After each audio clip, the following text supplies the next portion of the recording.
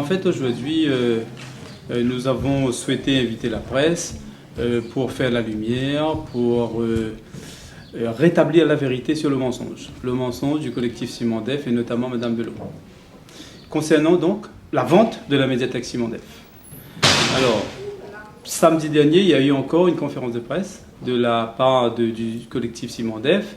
Et quand on lit les articles de presse, effectivement, on ne peut pas rester comme ça, puisqu'ils sont encore à l'époque de 1960, parce qu'il y a une élection, ils sont aujourd'hui encore dans cette méthode, d'essayer encore de passer la peinture sur notre bande d'allons réunionnais, d'essayer encore de rendre possible une élection qu'ils souhaitent, pourquoi pas.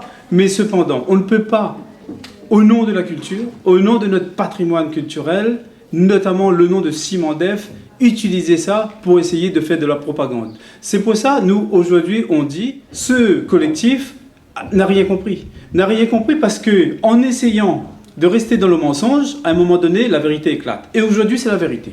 La vérité, c'est qu'ils sont en train encore de nous dire que c'est encore possible de bloquer la vente parce qu'il y a un recours en référé.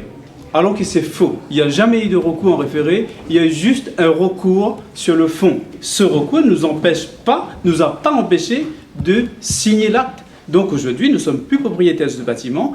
C'est la région Réunion qui est propriétaire et pour faire un conservatoire à rayonnement régional.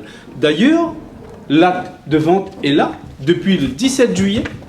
Depuis le 17 juillet 2015, donc la cession a été faite et la région est propriétaire de ce bâtiment pour faire donc un conservatoire à rayonnement régional. C'est que nous avons souhaité, le maire de Saint-Paul, Joseph Simalé et son équipe majoritaire, garder donc cette vocation culturelle, puisque c'était prévu initialement pour faire une médiathèque. Et nous, comme nous sommes sur un autre schéma, nous sommes sur une autre démarche, une démarche plus de proximité, c'est-à-dire comment faire pour rendre accessible la culture au plus grand nombre de Saint-Paulois, aller sur notre vaste territoire de plus de 24 000 hectares, plus de 100 000 habitants, notre commune, donc emmener la culture au plus près de la population et notamment sur les écarts les plus retirés, les marmailles qui n'ont pas justement accès à la culture, les marmailles défavorisées en termes de lecture publique.